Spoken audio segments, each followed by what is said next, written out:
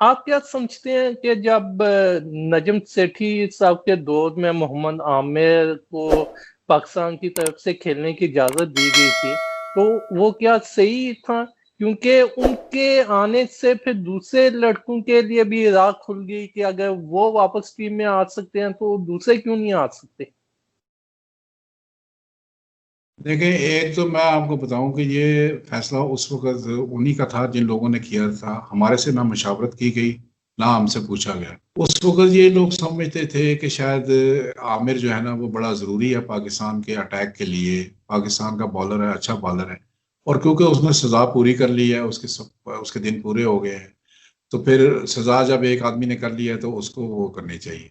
मगर आप अगर ज़ाती तौर पे मेरे से पूछें, जाती हैसियत में मेरे से पूछें कि किसी को जब सजा हुई है तो फिर उसको खेल में वापस आना चाहिए, तो मैं कहूँगा वापस नहीं आना चाहिए। मेरी जाती राय है कि खेल में वापस नहीं आना चाहिए। उन्होंने अपनी इनिंग खेल ली। अगर खेल के साथ कोई ज्यादती उन्होंने की है, रेस्ट करें, कोई और काम करें। खेलना ही कोई जरूरी थोड़ा है। मैं जाती तौर पे समझता हूँ कि से नहीं आना चाहिए। बहरहाल उस वक्त बोर्ड का फैसला था, उन्होंने इसको वापस दिया और एक मिसाल बनाई। और फिर आपको पता है वो दूसरे लोगों ने भी करना शुरू कर दिया कि हमें भी मतलब लिया जाए। तो बहरहाल मेरिट की बात है, लेकिन मैं खिलाफ हूँ कि जो फिक्सिंग में इन्वॉल्व है या किसी जी तरह से उसने खेल के साथ ऑप्शन में इन्वॉल्व है, उसको नहीं आना चाहिए। सर, क्या जो पीसीबी की गवर्नर बॉडी है वो सिर्फ एक डमी के तौर पर काम करती है और पीसीबी के चेयरमैन जो चाहें वो अपना फैसला मंजूर करवा सकते हैं, या वाकई पीसीबी की गवर्नर बॉडी एक मजबूत बॉडी के तौर पे काम करती है? देखें, ये जो है ना सारा खेल, ये जब चेयरमैन को आपने ये कहा है कि प्राइम मिनिस्टर जो है पैटर्न वो चेयरमैन या अपना ये कह लें कि दो बंदे बोर्ड ऑफ गवर्नर में लगाएंगे और उनमें से ही एक चेयरमैन बन जाता है, तो बाकी सारा बोर्ड जो है ना जी। तकरीबन ये, मेरा एक्सपीरियंस ये रहा है कि ये आपकी पर्सनैलिटी पे डिपेंड करता है कि आप कितने काम करते हो और कितने आगे आते हो, तो लोग आपको वैल्यू देते हैं। जो मौजूदा बोर्ड है सही। ना, मुझे इसमें कोई शक नहीं है कि ये इंटायर बोर्ड जो है ये सारा डमी है। और मैं तो ओके। आपको बताऊं कि इनको कागज भी नहीं दिखाते। इनको कागज भी नहीं दिखाते और अप्रूवल ले लेते हैं। मैं आपको रिसेंटली मिसाल दे देता हूँ, कोई ज्यादा लंबी बात नहीं है। जी इन्होंने जी। 26 जून को वीडियो लिंक के जरिए, जूम के जरिए ना, इन्होंने एक बोर्ड की मीटिंग की थी 26 जून को। और ओके। उसमें इन्होंने एचआर के नए रूल्स है ना ये अप्रूव करवाए हैं पीसीबी ने। जो कि एक सही। कमेटी बनी थी, मेरा ख्याल है चेयरमैन और लोगों की क्यादत में, उन्होंने उसकी जो एचआर के सारे एडमिनिस्ट्रेशन के रूल्स है ना, वो सारे के सारे चेंज करके नए बनाए। अब मजे की बात है, ओके। क्योंकि मेरे पास उसके मिनट्स पड़े हुए हैं, उसमें उन्होंने उनको दिखाया ही नहीं कि है क्या, कि एचआर के रूल जो चेंज किए हैं पहले क्या थे और हम क्या चेंज कर रहे हैं, वो दिया ही नहीं, वो पेपर ही नहीं दिया, वर्किंग पेपर भी नहीं दिया। और वीडियो लिंक पे भी नहीं उनको सारा बताया। जो मिनट्स आए सही। बाद में उसमें ये लिखा हुआ है कि ये हम आपको नहीं दे रहे for the sake of confidentiality, कि ये पेपर्स लीक हो जाते हैं। बहरहाल किसी मेंबर ने अगर इसको देखना हो अप्रूवल के बाद, तो वो बोर्ड के दफ्तर में आ जाए और वो वहां पे आके अच्छा। उसको पढ़ ले। इस हद तक ये डमी है कि मेजर काम यानी कि एचआर के रूल्स जो हैं, ये सर्विस रूल जो है वो बन रहे हैं। आपने जी। अपॉइंटमेंट्स करनी है, तनख्वाहें रखनी है, जो भी कुछ करना है, आप बोर्ड के मेंबर को बता भी नहीं रहे। और बोर्ड के मेंबर जो है अल्हम्दुलिल्लाह उसको अप्रूव भी कर रहे हैं बगैर देखे हुए। पता नहीं उसमें क्या है जब आपने देखा ही नहीं है। ये मैं एक मिसाल दे रहा हूँ, मेरे पास बीसियों मिसालें हैं इस चीज की। इस बोर्ड की मैं बात कर रहा हूँ, जब से 4 सितंबर से ये जो बोर्ड आया है, इन्होंने कभी किसी जी। को पूछा ही नहीं है, इन्होंने अपनी मर्जी से किया है। बस एक फॉर्मेलिटी है, इनफॉर्मल सी चीज है कि जी वो वर्किंग पेपर चला गया, वो जो इन्होंने करना होता है वो ये कर जाते हैं और कोई बोलता भी नहीं है। जो 3 आदमी है रीजन के जो पुराने चले आ रहे हैं, वो बेचारे आपको पता है वो इसी पे है कि जी हम जब चले आ रहे हैं रीजन खत्म हो गए हैं। जो डिपार्टमेंट के हैं उनका इंटरेस्ट ही कोई नहीं। एक मीटिंग में तो ये वापडा के चेयरमैन थे, वो तो एक लिंक आया, उन्होंने सलाम दुआ की, उसके बाद लिंक ऑफ कर दिया। ये फोन करते रहे, वो लिंक पे ही नहीं आए। उनका इंटरेस्ट ही कोई नहीं। उन्होंने कहा यार छोड़े परे, आपने जो कुछ करना होता है आप कर लेते हैं, हमें बताते ही नहीं है। तो ये इस तरह का डमी बोर्ड है। और आपकी बात से मैं सवाल से 100% एग्री हूँ कि ये बड़ी ज्यादती है, कि डेमोक्रेसी नाम की कोई चीज नहीं है। तो ये सारा का सारा एक डमी डिक्टेटोरियल निज़ाम है, जिसके तहत ये अपनी मर्जी से सब कुछ कर लेते हैं और बाद में किसी को कोई नहीं पूछते। इवन इनके खिलाफ भी जो फैसले हो जाते हैं, वो भी, मतलब क्लब का जी कॉन्स्टिट्यूशन बना है, मसलन आप देखें ना, सिटी का कॉन्स्टिट्यूशन बना है, फिर आप देखें कि जी वो क्रिकेट एसोसिएशन का कॉन्स्टिट्यूशन बना है। इट्स सबसे बड़ी बात यह कि पीसीबी का कॉन्स्टिट्यूशन 19 अगस्त 2019 को आया, बोर्ड ऑफ गवर्नर के जी एक बंदे से इन्होंने नहीं पूछा, फॉर्मर टेस्ट क्रिकेटर से नहीं पूछा, फिर इन्होंने जो स्टेक होल्डर थे एसोसिएशन उनसे नहीं पूछा। जब इतनी बड़ी बात, आपने जो पूरा निजाम चेंज कर रहे हैं वो नहीं पूछा, तो बाकी क्या चीजें पूछनी थी? इन्होंने कभी नहीं पूछा। सही तनख्वाहें क्या रखनी है, कोई नहीं पता जी। क्या तनख्वाहें हैं, बोर्ड ऑफ गवर्नर को पता ही नहीं है। बस ये फलाने की आई है, इसकी अपॉइंटमेंट हो गई है, इसका फलाना हो गया है, और वो आप अप्रूव कर दें जी, अल्लाह खैर से। जिसने आवाज उठाई है, नुमान भट्ट ने, आपको पता है, आवाज सही उठाई थी 17 अप्रैल 2019 कोयटा वाली मीटिंग में। तो बाकी तो सारे वापस चले गए, वो मिल के डर के। तो वो तो चिकन आर्ट सारे लोग थे, और नुमान भट्ट खड़ा रहा, उसको बाद में सजाएं दी, उसका बैन का भी इन्होंने सिलसिला किया। तो जो बोलता है तो वो फिर भरता भी है, और जो नहीं बोलता वो डमी के तौर पे अंगूठा छाप, अंगूठे लगाते जाएं आप, अल्लाह के फजल से ऐसे रबड़ स्टंप आप करते जाएं, और आपके सारे काम होते जाएंगे, टीएडी आप बोर्ड में रहेंगे, लेकिन इसका कोई फायदा नहीं है। जहां तक सही हमारे बोर्ड की बात है या मेरी जात की बात है, तो मेरे साथ तो जी देखें, ये जितने लोग हैं ना, इवन इनके ड्राफ्ट अंग्रेजी में आके ठीक करता होता, और इनका सांस हम्म, निकल जाता था। मेरे अपनी एक हैसियत है, मेरी एक अपनी वैल्यू, हर आदमी की अपनी वैल्यू, और जो साबित करनी होती है आपने कि भाई सही आपके पास इनपुट है तो आप बताएं। आपको अगर पता ही नहीं बोर्ड के मतलब कॉन्ट्रैक्ट कैसे जा रहे हैं, और उनमें हो क्या रहा है, बोर्ड की अपॉइंटमेंट्स कैसे हो रही हैं, पाकिस्तान की टीमें कैसे बन रही हैं, डोमेस्टिक क्या हो रहा है, फिर पहले एनसी होती थी, अब हाई परफॉर्मेंस सेंटर उसमें हो गया। अब हाई परफॉर्मेंस सेंटर में आपके सामने है कि वो इतनी अपॉइंटमेंटें कर दी हैं, एक बंदा भी नहीं आया, कोविड हो गया। अब हाई परफॉर्मेंस सेंटर में एक कोचिंग क्लिनिक लगा ही नहीं है, अभी तक नहीं लगा 6-7 महीनों में, और तनख्वाहें सारी जा रही हैं। कोई बोर्ड का बंदा इनसे पूछ नहीं रहा कि अल्लाह के बंदो क्या कर रहे हो, कोई कैंप तो लगा दो, कोई स्पेशलाइज्ड कैंप को लोग बुला लो, कुछ नहीं। और जिन लोगों की है वो अपने अपने मुल्कों में बैठे हुए हैं, वहां पे तनख्वाहें ले रहे हैं, कोई पूछने वाला ही नहीं है। तो मतलब डमी तो, आपकी बात से मैं 100% एग्री। सही सर अभी जो बोर्ड का कॉन्स्टिट्यूशन है और जो रीजन्स और ये सब कुछ इन्होंने खत्म किए हुए हैं, आप क्या समझते हैं कि कितनी देर में ये नया निज़ाम चलेगा और कब तक डिपार्टमेंट क्रिकेट पाकिस्तान में वापस आएगी आएगी या नहीं आएगी? पहले मैं बता दूं कि डिपार्टमेंट क्रिकेट लाने का इनका कोई मूड नहीं है, ठीक है। डिपार्टमेंट ओके क्रिकेट को ये नहीं लाएंगे, इनका कोई मूड नहीं है, कोई इरादा नहीं है। इन्होंने ड्रॉज भी बना लिए हैं और उसमें डिपार्टमेंट का कोई जिक्र नहीं। ठीक होगी बात। सही दूसरी बात रही कि आप क्रिकेट एसोसिएशन ये है ना, उनमें ये इंटरम एग्जीक्यूटिव कमेटियां लगाने आ रहे हैं, और ये मेरा ख्याल है ओके इसी महीने या अगले महीने के शुरू में ना ये हो जाएगा। मगर उसमें उसमें भी बड़ी इलीगैलिटी है कि वो कॉन्स्टिट्यूशन में लिखा हुआ है कि जो क्रिकेट एसोसिएशन है वो सोसाइटी एक्ट के तहत रजिस्टर होगी। एक एसोसिएशन हुई थी नादरन की, वो भी आपको पता है कि 20 के 20 बंदे पाकिस्तान क्रिकेट बोर्ड के एम्प्लॉइज जो हैं वो एसोसिएशन में आ गए, यानी जो रेगुलेटर है वो रेगुलेटरी को भी आ गया। यानी पैसे भी आप वहां से रिलीज करें, रिसीव भी आप करें, खर्चा आप करें, हिसाब भी आप ही करें, जवाब भी आप भी दें, सब कुछ आप करें। यानी इससे बड़ा कॉन्फ्लिक्ट ऑफ इंटरेस्ट कोई नहीं था। बाकियों में ये कर रहे हैं कि एग्जीक्यूटिव कमेटी बना रहे हैं, और फिर उसमें भी बड़ा एक एक बहुत ही गलत किस्म का काम कर रहे हैं कि जो सूबाई एसोसिएशनें थी, 6 एसोसिएशनें जो बनाई हैं, इनका काम नहीं है क्लब को रजिस्टर करना, इनके फंक्शन में ये शामिल नहीं है, सही इनके पावर में ही शामिल नहीं है। जो क्लब होते हैं वो सिटी के साथ रजिस्टर होते हैं, मगर ये उनको इख्तियारात दे रहे हैं एग्जीक्यूटिव कमेटी को, interim executive committee for cricket association को इख्तियार दे रहे हैं कि वो क्लबों के सारा प्रोसेस करें, और फिर वहां पे स्क्रूटनी और इंस्पेक्शन और इस तरह की चीजें हो।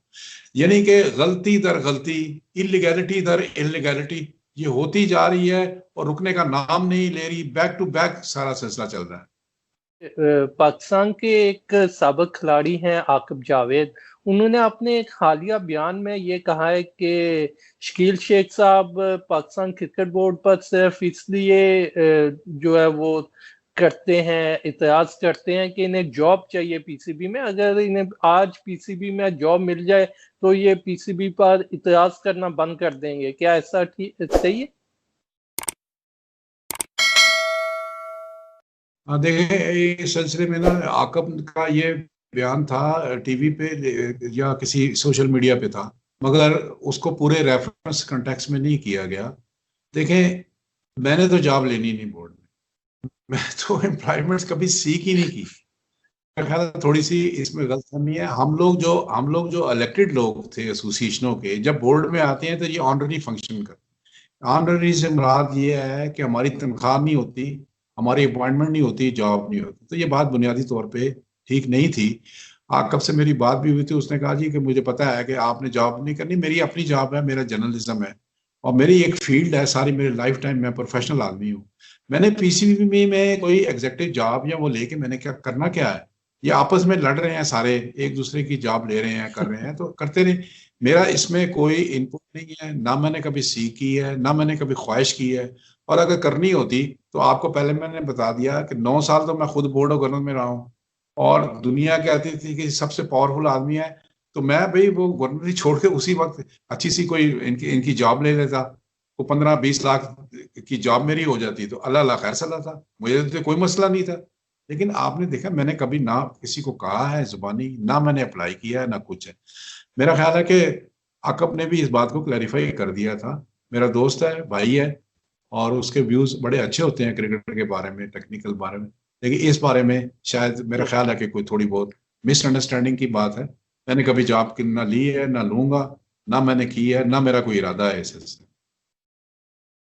आपके ख्याल में क्या पाकिस्तान में कोई कैपेबल शख्स नहीं जो बाहर से हमें इम्पोर्टेड एमडी लाना पड़ा?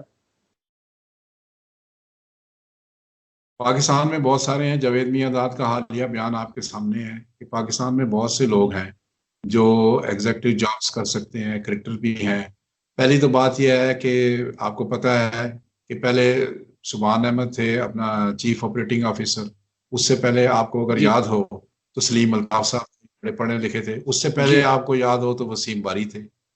अगर आपको जी। सारी बातें याद, तो पाकिस्तान में कैपेबल है।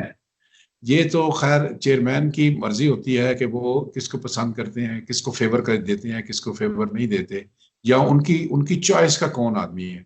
तो उन्होंने ऑप्ट किया कि जी इनको इनको लेके आया जाए, तो वो उनको ले आए। लेकिन मैं इस हद तक मैं कहता हूँ कि पाकिस्तान में बहुत बहुत बड़ा टैलेंट यहाँ पे मौजूद है, जो एडमिनिस्ट्रेशन के मास्टर्स हैं। ये एडमिनिस्ट्रेशन की जॉब है ज्यादातर जो पीसीबी में है। तो और दूसरी बात है, आप कारपोरेट स्ट्रक्चर को समझें, कारपोरेट बिजनेस या कारपोरेट एंटिटी को आप समझें, उसको चला सकें। बहुत सारे लोग हैं, पाकिस्तान पूरा भरा भरा पड़ा है। आप किसी को मौका दें तो जरूर वो मेरा ख्याल है आके सर्व करेगा पाकिस्तान क्रिकेट। आप सच सच बताइएगा कि पाकिस्तान क्रिकेट टीम की जो सिलेक्शन है उस पे कितना जो मेरिट पर कितना काम होता है और मेरिट के अलावा कितने लड़के टीम में आते हैं? बड़ा एक अजीब देखिए, ये मेरिट जो है ना इस कौम में, ये आप समझ लें कि 5, 10 या 20% होता है। बाकी जो सब होता है ना, ये कनेक्शंस होते हैं, तल्लकात होते हैं, या कोई ना कोई किसी के साथ जुड़ा होता है, किसी ना किसी का मुफाद होता है, तो वो फिर आ जाते हैं। 10-15%। आप मुझे ये बताएं ना कि पाकिस्तान में, आप पूरे पाकिस्तान से निकाल के देखें, बैटिंग में एक आपका स्टार है बाबर आजम, जिसको आप कहते हैं कि वर्ल्ड स्टार है, जो क्रिकेटर है, देखते हुए खेलते हुए अच्छा लगता है। बाकी जो जितने हैं ना, ये एवरेज हैं। आप किसी को भी रख लेना तो कोई ज्यादा फर्क नहीं पड़ता। जिससे आपके तल्लकात हैं, जिसको खिलाना चाहते हैं आप खिला लें। 2 या 2.5 बॉलर है आपके पास, यंग ब्रैड है, उनको एक्सपीरियंस चाहिए और उनको आगे आना चाहिए। ये पूरे पाकिस्तान की क्रिकेट है। ये 2 साल से जो कुछ हुआ है पाकिस्तान में, एक एक मेरा ख्याल है कि इतनी बुरी फर्स्ट क्लास क्रिकेट, और उसके नीचे फिर अंडर 19, और फिर पाकिस्तान की तारीख में नहीं हुई इससे इससे गंदी फर्स्ट क्लास क्रिकेट, गंदी पिचों पे, गंदे माहौल में। और क्रिकेट का माहौल ही नहीं था। फिर उसके सिलेक्शन का मेयार ही सारा गलत था, पता नहीं किस स्टैंडर्ड के तहत। इस साल भी यही कर रहे हैं कि भाई कोई क्वालिफाइंग ग्राउंड हो, कोई पता लगे नीचे से लोग खेल रहे हैं, उन्होंने रन किए हैं, वो आ रहे हैं और उनको खिला रहे हैं। इस साल भी यही कर रहे हैं।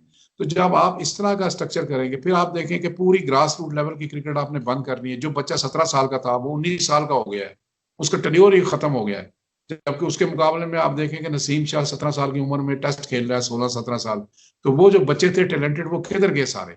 वो वो किसको आए बने, किस किस किस किसका सर फोड़े, किसके पास जाए? वो 2-2 साल बच्चों के जाया हो गए हैं, सीनियर क्रिकेट में लोगों के जाया हो गए। आपको कोई परवाह ही नहीं है, आप सिर्फ लगे हुए हैं कि जी अब वो जी हम कारपोरेट स्ट्रक्चर, वो भी आपको पता है जो स्पॉन्सरशिपें जो डिल्यूट करके ले रहे हैं, वो भी आपके आपके सामने आ रहा है। आप पूरे पाकिस्तान के क्रिकेट इंटर डिस्ट्रिक्ट से लेके इंटर सिटी से लेके सारी बंद की हुई है, 6 टीमें बनाई हुई हैं, और उसमें भी जो सिलेक्शन है उसका कुछ स्टैंडर्ड ही नहीं, कुछ पता ही नहीं है। और दूसरी बात यह है कि जो कराया गया पिछले साल क्रिकेट को जो कराई गई है, अगर कोई अच्छा बैट्समैन निकला है तो बताए ना। ये जितने प्लेयर आप पाकिस्तान टीम में देख रहे हैं, ये इनके दौर से पहले के बन चुके थे, आ चुके थे, ये लाइमलाइट में आ चुके थे। मुझे बता दें कि कोई लड़का आया हो, कोई टैलेंट को तो ये मतलब है कि अच्छा अभी फिर कराना चाहते हैं जी, एक शहर में शायद फर्स्ट क्लास करा लें, दूसरे शहर में शायद ग्रेड 2 करा लें। क्या इंतजाम हैं वहां पे? क्या कुछ हुआ है? कुछ भी नहीं, स्वाय स्टेटमेंटें, मीडिया ब्लिट्स और अपना पॉडकास्ट नया। हाँ जी, जो सच झूठ है आप आके बोलते चले जा रहे हैं, और कौम को आप बेवकूफ बना रहे हैं। कोई बेवकूफ बनने को तैयार नहीं, सब आप जानते हैं कि आप क्या है। मैं कहता हूं कि कोई कोई बैठे सामने तो इनको पता लग जाए कि पाकिस्तान की क्रिकेट और ग्रास रूट, खासतौर पर ग्रास रूट और डोमेस्टिक क्रिकेट क्या है। इंटरनेशनल क्रिकेट तो अभी 2-2 3-3 जाबें लोगों को दी हुई हैं। एक तरफ कहते हैं 2 जाबें नहीं कर सकते, इधर 3-3 जाबें लेके बैठे हुए हैं। आपका इंटरेस्ट ही नहीं है, आप कभी इधर जाते हो, कभी इधर, कभी इधर, तो फोकस ही नहीं है आप। तो ये तो सिफारिश का एलिमेंट होता है, और ये पाकिस्तान का कल्चर है, खत्म होना चाहिए। लेकिन मेरा नहीं ख्याल कि पाकिस्तान में होगा। 15-20 या बहुत हुआ 30-40% लड़के जो होते हैं, ये मेरिट पे आते हैं, अपने अपने बाजू पे जोर पे ये लड़के अपने परफॉर्मेंसेस के तहत टीम में शामिल हो जाते हैं। और कई लोग, मतलब मैं आपको बता रहा हूँ कि बाबर आजम जो है लाहौर वाले, इसको 12वां खिलाड़ी बनाते थे। मैं ऊपर खड़ा था जब इसके इसके किसी बंदे ने कहा जी बाबर आजम को खिलाएं, देखें 12वां प्लेयर बार बेटा। मैंने बुला के इस्लामाबाद से खिलाया इसको। इस्लामाबाद ये डायमंड ग्राउंड पे रहता था, और यहां से खेल के उसने अपना नाम कमाया। इन्होंने किस किस को नहीं निकाला, कैसे कैसे लड़के मैंने आके इस्लामाबाद, जिस टैलेंट को मैं देखता था लाहौर में, कराची में, जहां भी, फैसलाबाद में, मैं कहता था आओ खेलो, ये पाकिस्तान हम सबका है, और इनको खेलना चाहिए, और इनको मौका और प्लेटफॉर्म देना चाहिए। सही। मिसबाह को जो 2 ओहदे दिए हुए हैं, चीफ सिलेक्टर का और इसके अलावा हेड कोच का, क्या ऐसा होना चाहिए था? और उन्होंने अभी तक इंसाफ किया इन दोनों ओहदों के साथ या नहीं? मिसबा के पास देखें 4 थे, पहले 4 थे। एक तो चीफ सिलेक्टर था, एक हेड कोच था, एक फिर वो आपको पता है SNGPL में मुलाजमत करते थे। फिर उसके जी बाद जब PSL आई, इस्लामाबाद यूनाइटेड के भी आप जी। बन गए थे। गलत है, बिल्कुल गलत है। आपने अगर किसी कोई फोकस के साथ किसी कोई काम करना है, आपके पास एक जॉब होनी चाहिए। हेड कोच की इटसेल्फ जो जॉब है प्रोफेशनल, ये बड़ी मुश्किल जॉब है, ये बड़ा टाइम मांगती है। अच्छा, फिर अगर आपने चीफ सिलेक्टर बनना है, मुझे आप बता देना कि आप चीफ सिलेक्टर थे तो पिछले साल आपने जाके फर्स्ट क्लास के कितने मैच देखे हैं आपने? आपके पास टाइम ही नहीं, आपने देखा ही नहीं, आपने नाइंसाफी की है और बिल्कुल गलत किया है। आपको नहीं चाहिए, मिसबा को खुद चाहिए, पढ़ा लिखा है, उन चंद क्रिकेटरों में से है जो पढ़े लिखे हैं। इसको चाहिए एक जॉब ले, उस पर फोकस करे, अपना नाम बनाए दुनिया में, और अच्छा काम करे, कोई हर्ज नहीं है इसमें। मिसबा पाकिस्तान का कप्तान था, बड़ी अच्छी बात है, मगर जॉब एक होनी चाहिए, वो बेहतर है। सही। सर, हमारे जो नए आने वाले लड़के हैं जो क्रिकेट की तरफ आना चाहते हैं, उनके लिए अगर आप कोई पैगाम देना चाहें तो? देखें जी, मैं सिंपल सी बात है कि मेहनत करें। अभी देखें ना, मैं कल परसों से सुन रहा हूँ कि लोग कह रहे हैं कि पाकिस्तान की टीम में कोई ऑलराउंडर ही नहीं आता। मसला ऑलराउंडर जी कौन सा? रजाक की तरह का हो, अजहर महमूद की तरह का हो, या इंग्लैंड के वोक्स खेल रहे हैं इनकी तरह का हो, या वो इंडिया का पांड्या खेल रहा है इस तरह का हो। पांड्या। तो इस तरह का तो कोई पाकिस्तान के पास ऑलराउंडर ही नहीं है। नौजवान नौजवान लोगों के लिए, बच्चों के लिए ये है कि ये ज्यादा से ज्यादा टाइम अपना ग्राउंड में गुजारें। अगर क्रिकेट को सीरियसली प्रोफेशनल खेलना चाहते हैं तो वो अपना वक्त वहां पे गुजारें, फोकस होके अपनी ट्रेनिंग करें, अपने अपने फिटनेस पे भी ट्रेनिंग करें, अपनी टेक्निकल क्रिकेट की ट्रेनिंग। आप बैट्समैन हैं तो बैट्समैन तो मेरा ख्याल है अगर चाहिए आपने बहुत क्लास का बनना है तो आप 3 से 4 घंटे तकरीबन बैटिंग करें, और हर किस्म की बैटिंग करें, स्पिनर पे भी अगेंस्ट करें, फास्ट बॉलर के अगेंस्ट भी करें, और हर किस्म की करें, यानी मशीन पे भी करें, वो जो सिल पे है वो भी करें, अच्छे टर्फ पे भी करें, सीमेंट पे भी, ताकि आपको हर तरह से खेलने का मौका मिले। इनके लिए ये बच्चे हमारे बड़े टैलेंटेड हैं, और आपको पता है कि कुछ सिस्टम इतना अच्छा नहीं है, लेकिन इसके बावजूद हमारे जो ये न्यू जनरेशन है एकदम से अमर्ज हो जाते हैं। देखिए फास्ट बॉलर तो बड़ी तेजी से अमर्ज हो जाते हैं, अच्छा गेंद करा लेते हैं, लेकिन बैट्समैन बनना बहुत मुश्किल है, और फिर ऑलराउंडर बनना तो और भी मुश्किल है ही कोई नहीं है पाकिस्तान में। तो मेरा ख्याल है कि इनको चाहिए फोकस करें, हाई परफॉर्मेंस सेंटर में स्पेशलाइज कैंप लगाएं। बहरहाल हाई परफॉर्मेंस से लड़के नहीं निकलते, लड़के देखे निकलते हैं जब आप बेहतरीन आपका क्लब सिस्टम हो। अगर क्लब सिस्टम में कंपटीशन होगा और क्वालिटी के क्लब आपस में खेलेंगे, एक तो फ्रेंडली मैच है और एक इंट्रा क्लब टूर्नामेंट जो एसोसिएशंस कराती हैं वो वाले कम्पिटिटिव होंगे, और सारा साल बच्चा जब खेलेगा तो इंशाल्लाह ताला वो बेहतर हो जाएगा। इसलिए क्लब क्रिकेट बड़ी जरूरी है, और मेहनत करनी चाहिए, फोकस करना चाहिए, अपना ध्यान इधर उधर नहीं करना चाहिए। क्रिकेट बहुत ही सोफिस्टिकेटेड, एक बहुत ही खूबसूरत और अच्छी गेम है। आप इसकी जितनी मेहनत करेंगे ये आपको उससे ज्यादा रिटर्न देगी। सही। Thank you so much sir कि आपने अपना इतना कीमती टाइम दिया, और यकीनन हमारे देखने वालों को पाकिस्तान क्रिकेट का डिटेल में आइडिया हुआ होगा कि पाकिस्तान क्रिकेट बोर्ड किस तरह काम करता है। इंशाल्लाह ताला अगर जिंदगी रही तो फिर मैं आपको दोबारा ज़हमत दूंगा। तब तक अपना और अपने चाहने वालों का ख्याल रखिएगा। अल्लाह हाफिज। हाफिज। जो व्यूअर्स देख रहे हैं, जो आपके चैनल को देखते हैं, मेरी उन सबसे दरख्वास्त है कि फयाज के चैनल को देखें। बड़ा क्वालिटेटिव चैनल है, सवाल हर किस्म के सवाल किए हैं, और जो बड़ी अच्छी बात है। और आप इसको, इस चैनल को सब्सक्राइब भी करें, इसको लाइक भी करें, और आई बेल के बटन को भी दबाएं, और कोशिश करें कि इनको पॉपुलैरिटी दें। फयाज के लिए सारी नेक तमन्नाएं हैं मेरी। Thank you so much sir. Thank you so much. Allah Hafiz.